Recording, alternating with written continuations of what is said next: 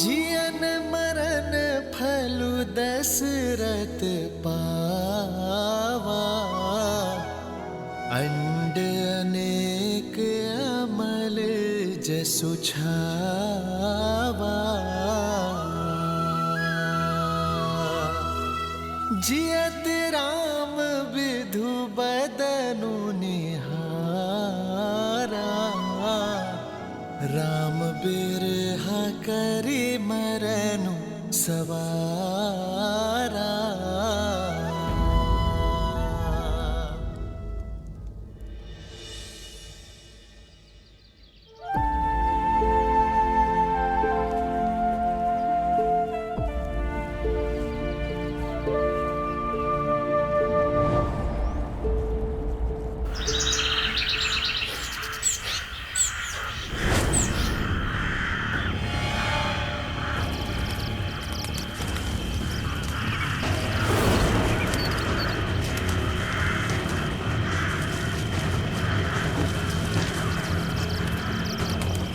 सावधान हो जाइए भैया, पंछियों का यह विचलित स्वर संकेत है कि अवश्य कोई अनिष्ट निकट है हमारे।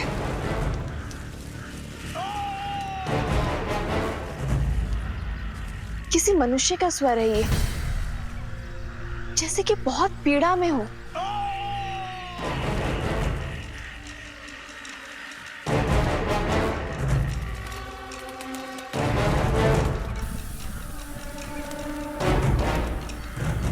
लक्ष्मण,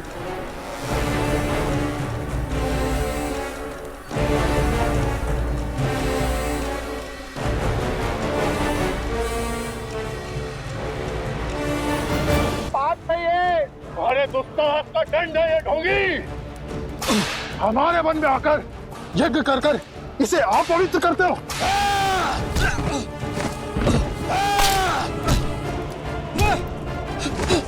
अब इस यज्ञ की अग्नि में जीवित जलोगे तुम।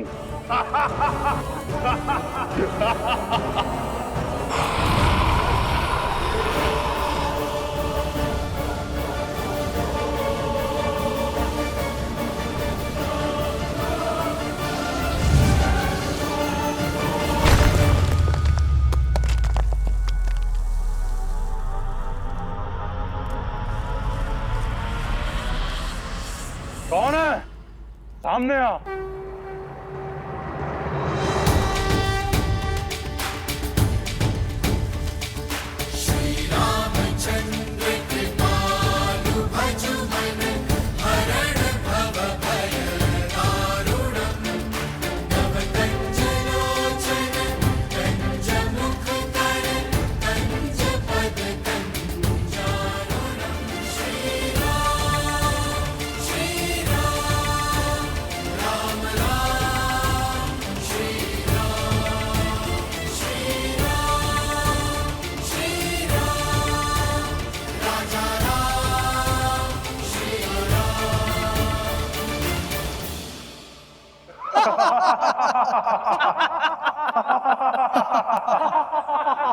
ओ, ये तो वनवासी बालक है। लिखो। साथ में एक कोमल बालक और तरुणी भी है।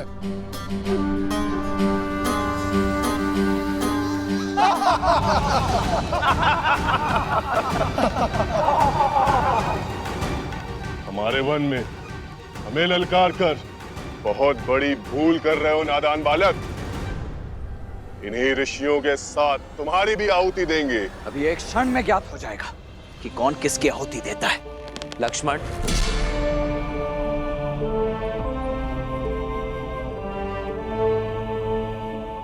ये प्रहार केवल सावधान करने के लिए है,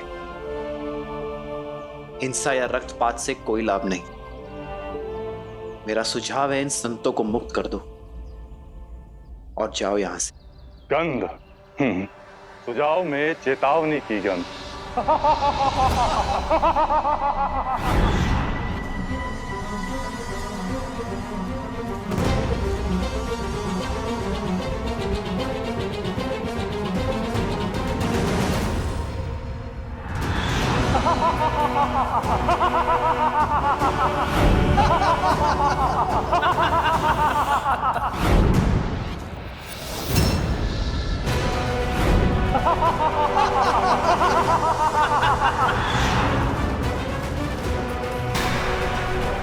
सीते,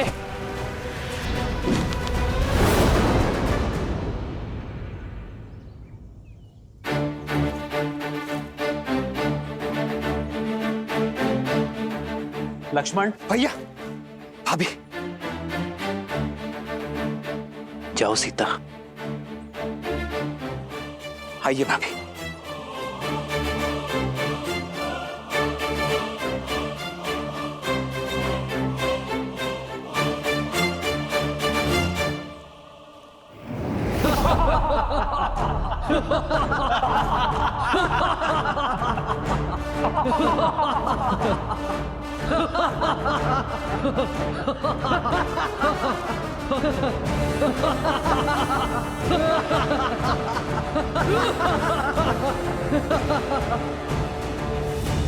संदेश उचित था मेरा। कदाचित भाषा समझनी है, भाषा बदलनी होगी।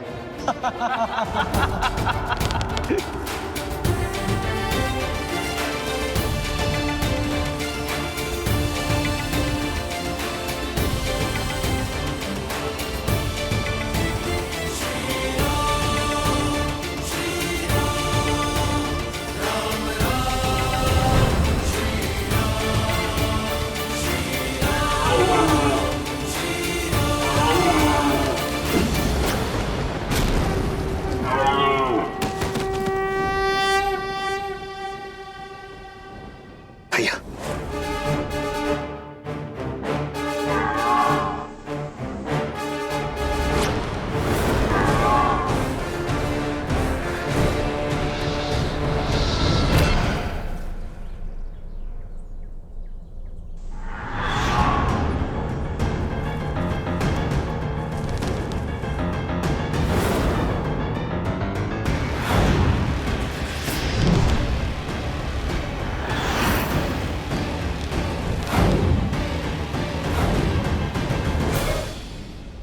भैया, ये राक्षस तो माया युद्ध में प्रशिक्षित है। यदि हम इन्हें देख ही नहीं पाएंगे तो इन पर बाण चलाएंगे कैसे? इन्हें देखकर बाण चलाना ही हमारी भूल है लक्ष्मण। केवल नेत्रों से नहीं, सभी इंद्रियों की सहायता लेनी होगी हमें। समझ गया भैया, शब्द भेदी बाण।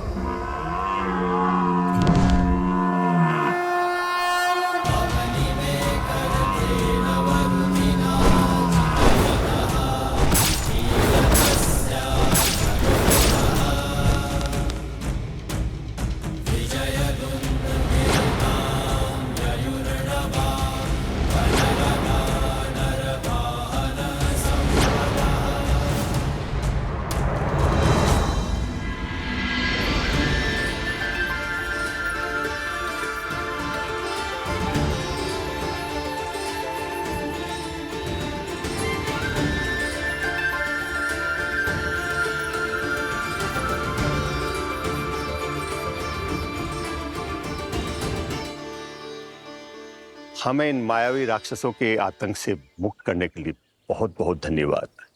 क्या हम हमारे तारणहार का परिचय जान सकते हैं? ऋषिवर, मैं अयोध्यापति दशरथ नंदन राम। राम, वही राम जिन्होंने ताड़का और अहिल्या का उद्धार किया, शिव धनुष भंग किया? जी हाँ ऋषिवर, वही दशरथ नंदन श्री राम। आज सारे तपों का फल मिल गया। यदि कोई आपत्ति ना हो, इस चित्रकूट वन में रुककर हम ऋषियों का भी उद्धार करें। हमें इन दुष्ट राक्षसों के प्रकोप से बचाए प्रभु। संतों की सेवा मेरी नियति है, आपत्ति नहीं। हम यही रुकेंगे ऋषिवर। क्या करना है जानते हो ना लक्ष्मण? जी भैया, भली भांति जानता हूं। वही जो हमने ताड़का और सुबाहु के साथ किया था, क्योंकि राक्षसों को भी विधाता ने उन्हीं पंच तत्वों से बनाया है जिनसे हम बने हैं। इसीलिए प्रत्येक जीव का अंतिम संस्कार रीति पूर्वक होना ही चाहिए, है ना भैया? शोक बिकल सब रोवहीं रानी, रूप सीलु बलु तेजु बखानी, करहि बिलाप अनेक प्रकारा, परहि भूमि तल बारहि बारा,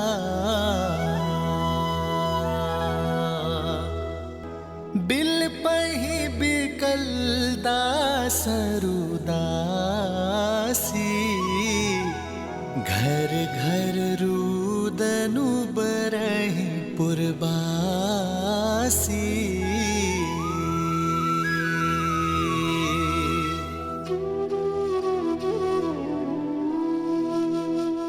आज अयोध्या में अंधेरा है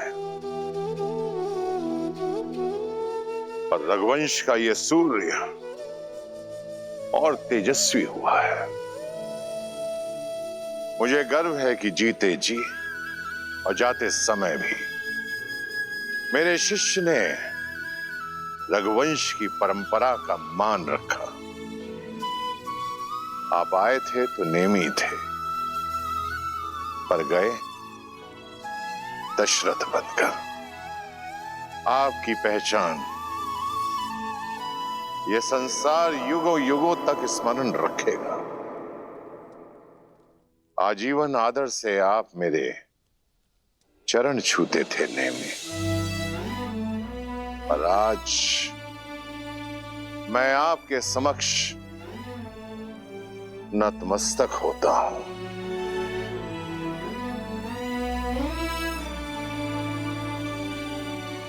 जिन्हें परम धाम जाना था वो तो चले गए आचार्य, पर जो यहां है उन्हें सांसारिक नीतियों का तो पालन करना होगा। मेरा अभिप्राय महाराज की अंत्येष्टि से है। शास्त्रों के अनुसार पिता को अग्नि ज्येष्ठ पुत्र ही देता है। फिर तो इसी क्षण कुमार राम को वनवास से लौटा लाना चाहिए, जो कि असंभव प्रतीत होता है। किंतु क्या पता पिता की मृत्यु का समाचार सुनकर वो लौट आए। उन्हें उनका न्यायोचित स्थान देना ही महाराज को सच्ची श्रद्धांजलि है। वैसे भी नीति अनुसार सिंहासन अधिक दिन तक रिक्त नहीं रहना चाहिए। राज्य संचालन के लिए राजा का होना आवश्यक है। जो किसी की सांसों की डोर टूटने पर वचन की डोर तोड़ दे, वो रघुवंशी नहीं हो सकता।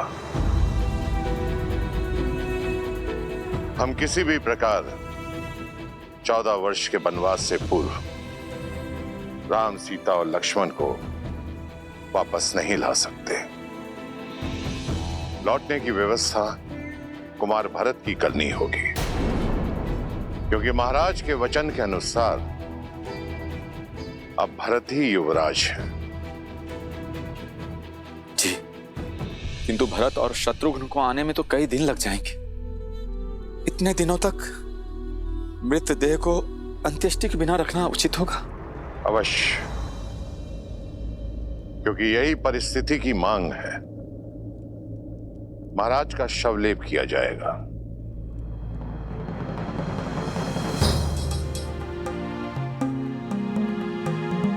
सैनिक, अयोध्या के सबसे तीव्र अश्व लेकर कैकई पहुंचो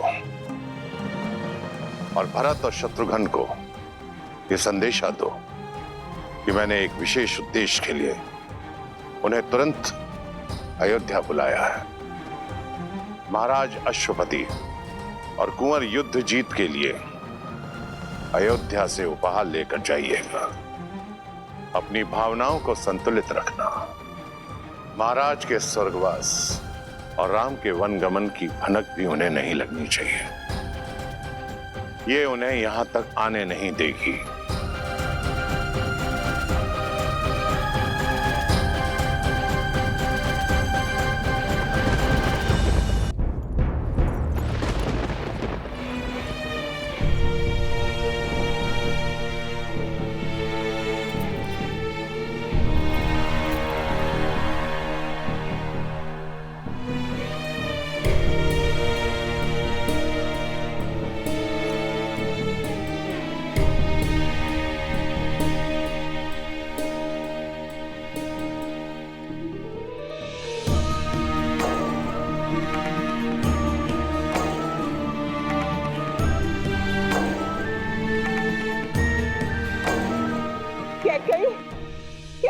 सुना तुमने?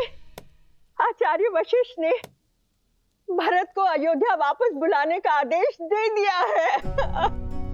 इसका अर्थ समझती हो? मेरा भरत लौट रहा है, अयोध्या का होने वाला राजा लौट रहा है।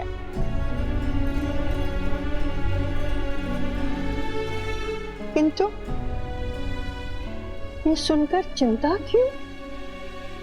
चिंता उन प्रश्नों की है जो भरत के साथ आएंगे। कैसे मिलूंगी मैं उससे? क्या कहूंगी मैं उससे? कैसे समझाऊंगी मैं अपने भरत को?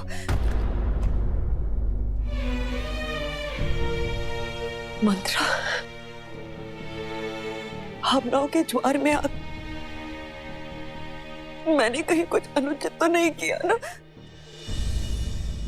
अनुचित नहीं मेरी पुत्री कैकेयी, तुमने जो कुछ किया अपने भरत के लिए किया, उसके अधिकारों के लिए किया। किंतु अचानक ये क्या हो गया? क्या तुम अपने पुत्र को अयोध्या का नरेश बनते नहीं देखना चाहती? प्रश्नों की चिंता करोगी तो भरत का भविष्य खो दोगी कैकेयी। क्या तुम नहीं चाहती कि भरत अयोध्या के राज सिंहासन पर बैठे? उत्तर दो कैकेयी, चाहती हो कि नहीं? उत्तर दो। चाहती हूँ, मैं भी यही चाहती हूँ। हर माता की तरह मैं भी अपने पुत्र के लिए सर्वश्रेष्ठ चाहती हूँ। तो फिर ये विलाप कैसा, असमंजस कैसा?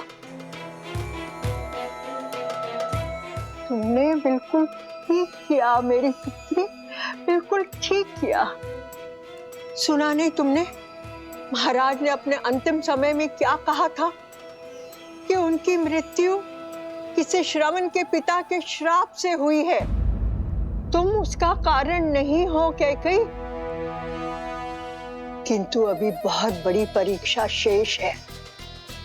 भरत के लौटने पर अपनी भावनाओं में मत बहना कैकेयी, संयम रखना। तुम्हारा मार्गदर्शन न केवल भरत का बल्कि पूरी अयोध्या का मार्ग प्रशस्त करेगा। किंतु महाराज का दाह संस्कार? पुत्र के बिना कैसा दाह संस्कार? महाराज के शरीर को तेल और औषधियों से लेपा जा रहा है।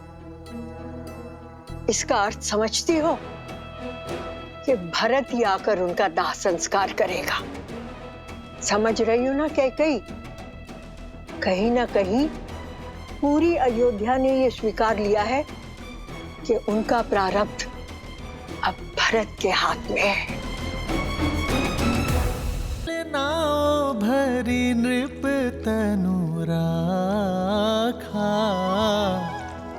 दूत बोलाई बहुरी अस भाषा।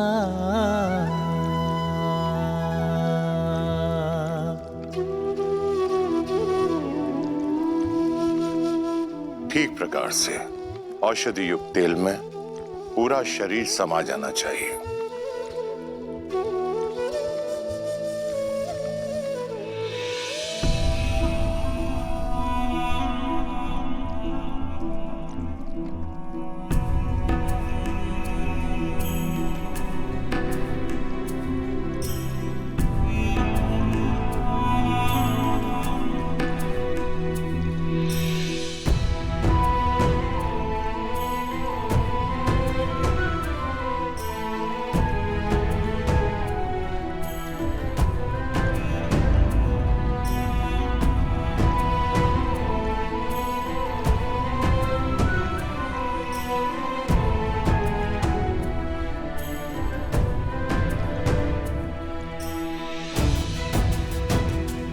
आपके दोनों वचन तो पूरे हो गए हैं ना?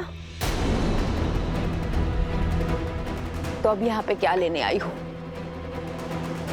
क्या अपनी लज्जा भी अपने पुत्र के साथ मायके भेज दी है? शांत हो जाओ सुमित्रा, शांत हो जाओ। क्षमा कीजिएगा दीदी। किंतु अयोध्या के प्रारंभ में ये पीड़ा नियति ने नहीं, कैकेयी दीदी की कूटनीति ने लिख दी है।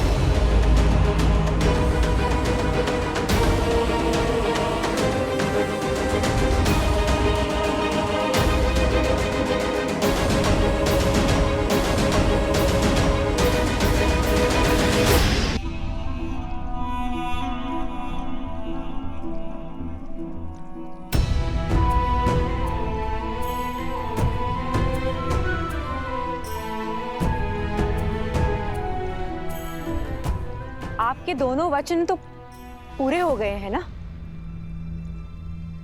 तो अब यहाँ पे क्या लेने आई हूं? मैं केवल एक बार महाराज को। प्रयास भी मत करना। आपके अशुभ स्वप्न ने महाराज के प्राण हर लिए और अब तो केवल शरीर बचा है, और उस पर मैं आपकी अशुभ छाया पड़ने नहीं दे सकती। जीवन लिया है आपने उनका, तो अब मृत्यु के पश्चात भी शांत नहीं रहने देंगी उन्हें शांति से रहने दीजिए।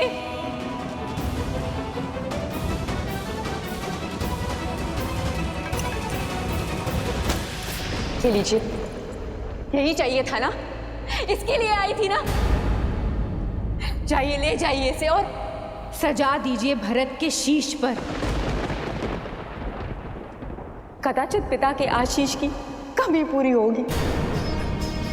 और बधाई हो राजमाता कैकेयी, आज आपकी सारी मनोकामनाएं पूर्ण हो गई।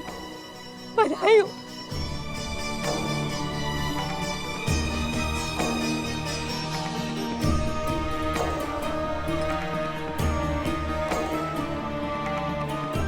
इस प्रकार से मुख मोड़ के जाने से आप सच्चाई से मुख नहीं मोड़ सकती हैं दीदी, और सत्य यही है कि आपने हमसे हमारा सौभाग्य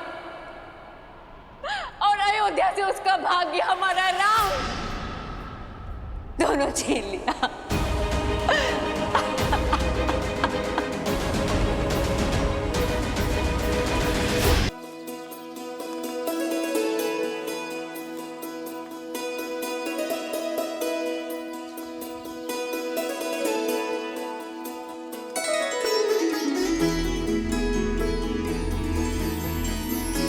ऋषि भारद्वाज ने उचित मार्ग दिखाया है।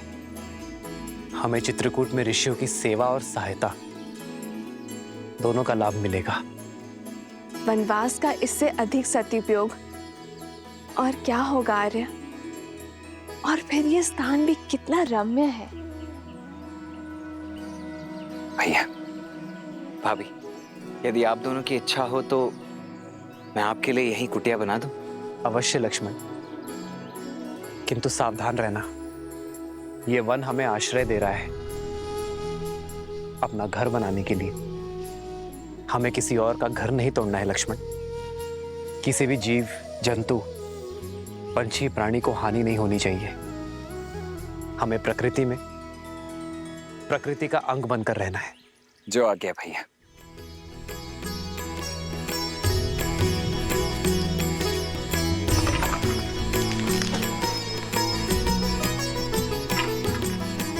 लक्ष्मण सिया सहित रघुराई, प्रेम सहित सब कुटिया बनाई। गिरिवन नदी देख मन हर्षाए, रघुवर चरित सिया को सुहाए।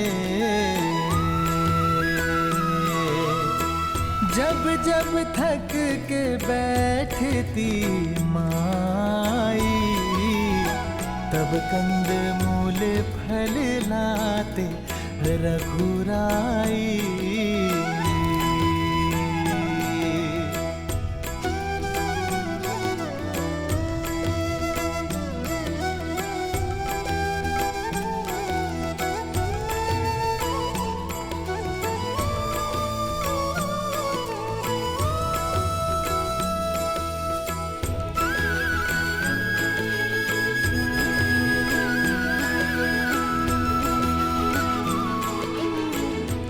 का एक अंश, एक मुट्ठी माटी मैं अपने साथ ले जा रहा हूं मां।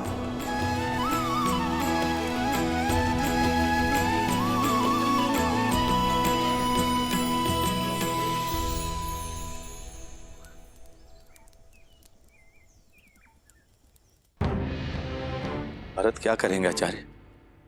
अपनी माता की इच्छा के आगे नतमस्तक हो जाएंगे अथवा अपने पिता की भांति धर्म का साथ देंगे? राम का अनुज है भरत, और मुझे पूर्ण विश्वास है कि भरत जो करेगा उसका कर्म, उसका चयन अनंत काल तक इतिहास स्मरण रखेगा।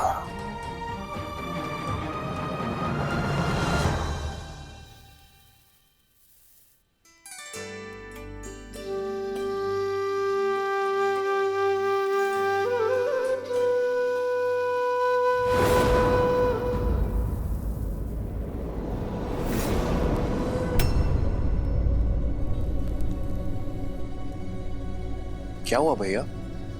आप विचलित दिखाई दे रहे। ये सब अपशकुन देखकर मेरा मन घबरा रहा है शत्रुघ्न।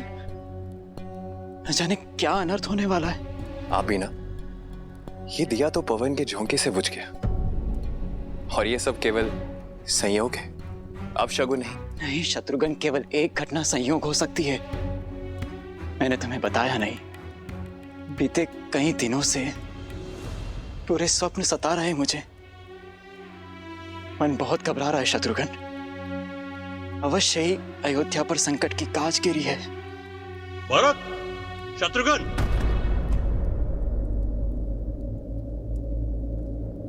अयोध्या से कोई दूत आया है।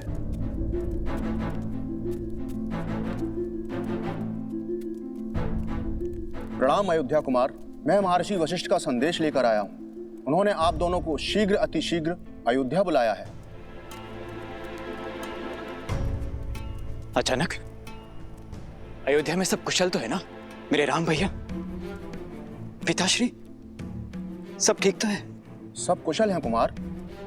देखा भैया, सब कुशल मंगल है। आप यूं ही चिंता कर रहे थे।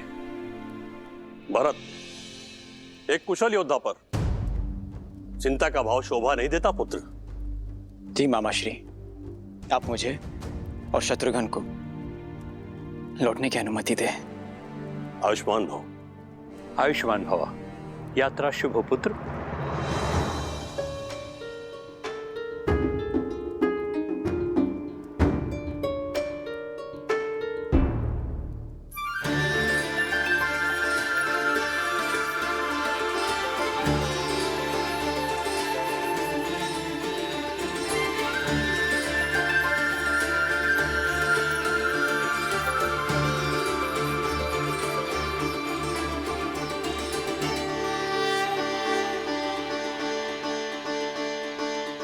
अद्भुत लक्ष्मण, बहुत सुंदर कुटिया बनाई है तुमने। आशा नहीं थी ये भी कला है तुमने।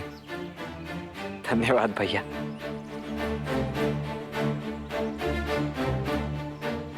भैया, ये घर तो पूर्णतः बनकर सज्ज है। अब यदि आपकी आज्ञा हो तो इस घर में गृह प्रवेश करें। घर तो अयोध्या है लक्ष्मण, और सदा रहेगा। इसलिए आज इस चित्रकूट वन में मैं अपनी अयोध्या का अंश फैला रहा हूं। भगवान सूर्य और महाराजा हरिश्चंद्र, रघु, दिलीप, भागीरथ जैसे महान पूर्वजों को साक्षी मानकर, मेरे पिताश्री महाराज दशरथ और 3 माताओं को साक्षी मानकर हम इस कुटिया में प्रवेश करेंगे।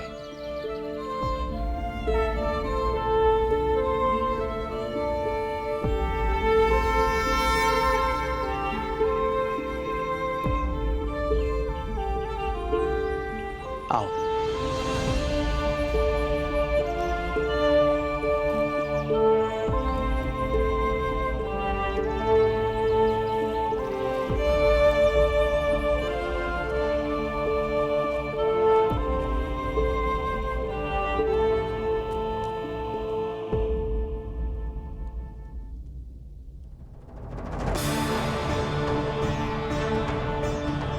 मेरे अयोध्या की पावन माटी,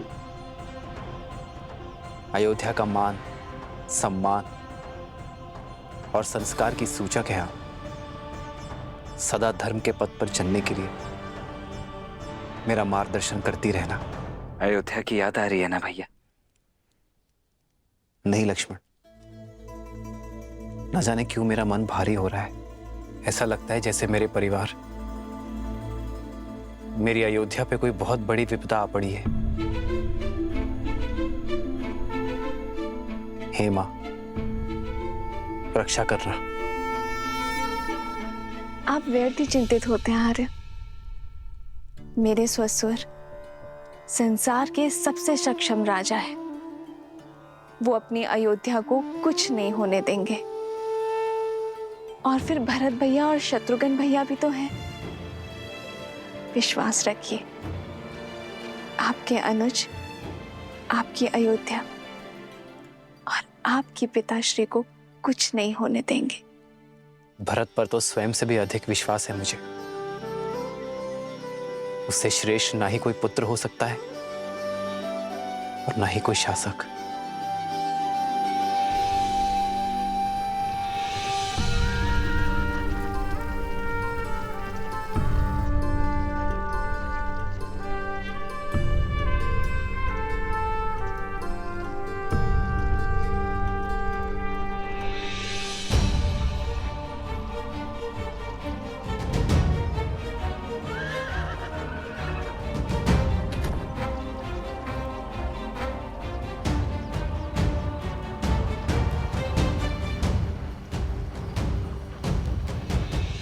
अयोध्या में पहली बार कोई स्वागत नहीं मांडवी।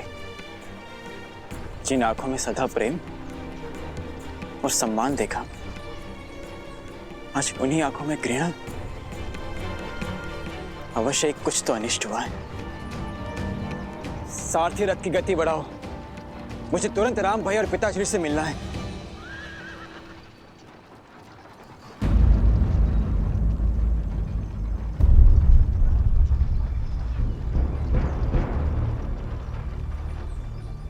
बड़ी विचित्र बात है, अयोध्या में इतनी निस्तब्धता, ना कोई सैनिक ना कोई सेवक।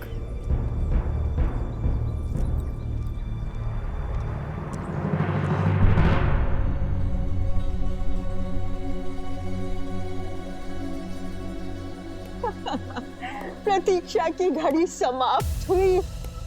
हमारा भरत आ गया। कैकेयी, भरत, मेरा भरत। रुको रुको कैकेयी, ये आंसू लेकर जाओगी भरत के पास? अपने आप को संभालो कैकेयी, माता धन को समझो। भरत को अपने समर्पण, अपने प्रेम के मोल और मांगे हुए वचन का महत्व समझाओ। समझी कैकेयी? अयोध्या में भरत की भेंट सबसे पहले मुझसे होनी चाहिए। जाओ, अगर मुझसे पहले भरत ने अपने पिताश्री के मृत शरीर को देख लिया तो ना वो मेरी बात सुनेगा, ना जो मैं कहना चाह रही हूं वो समझने की कोशिश करेगा। जाओ, शीघ्र करो। हाँ।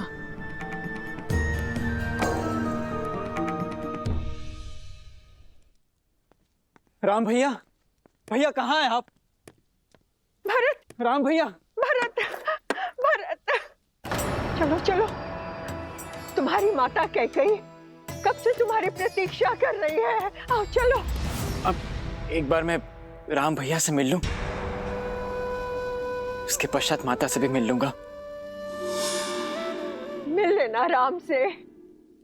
जानते हो ना भरत, पुत्र पर पहला अधिकार माता का होता है। हाँ, कैकेयी कब से तरस रही है तुमसे मिलने के लिए। पहले पहले उससे जाके मिलो। हाँ, हाँ, लाओ दो, जाओ जाओ भरत जी। हाँ, हाँ।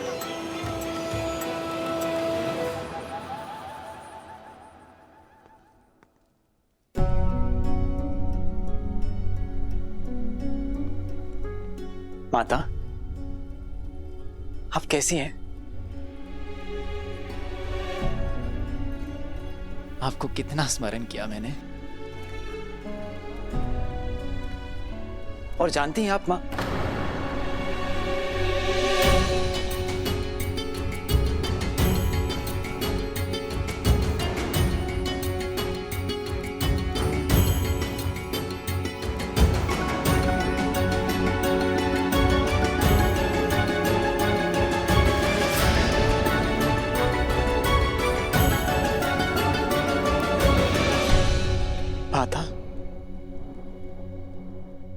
आपके चूड़ामणि, आपका ये वेश, सब क्या है माँ? माता कह दीजिए मुझे कि जिस भय से मेरा मन ग्रस्त है वो सत्य नहीं। इस सृष्टि में जो जन्म लेता है उसे एक न एक दिन जाना पड़ता है पुत्र। नश्वर शरीर सबको छोड़ना पड़ता है। कोई कितना भी प्रयास, कितना भी प्रयत्न क्यों ना करे, किंतु अमर कोई नहीं।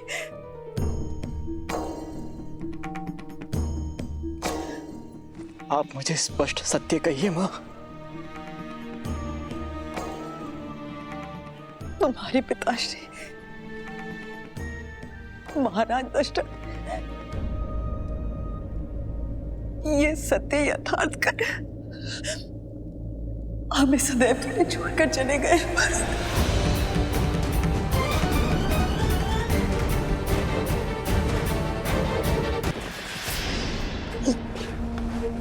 भरत, नहीं नहीं,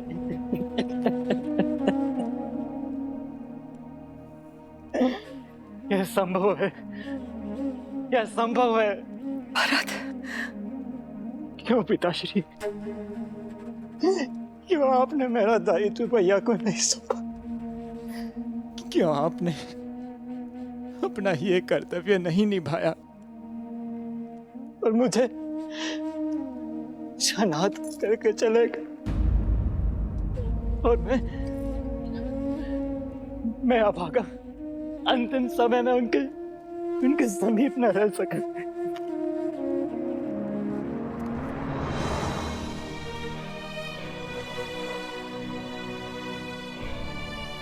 रघुकुल के कुमार हो तुम,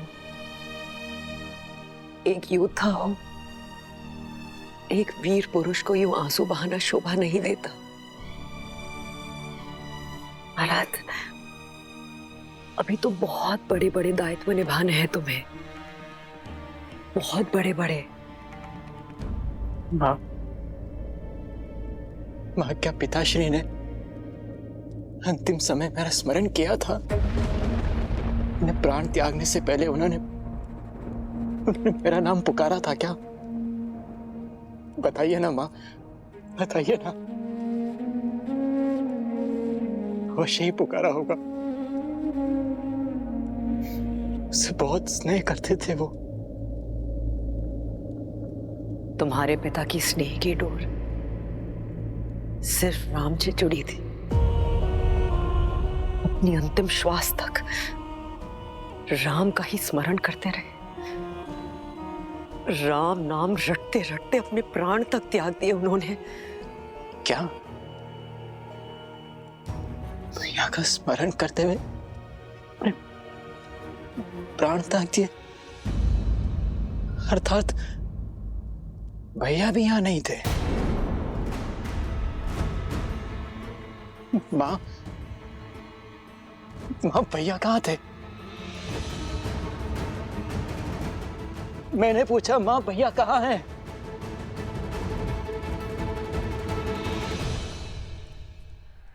वन में।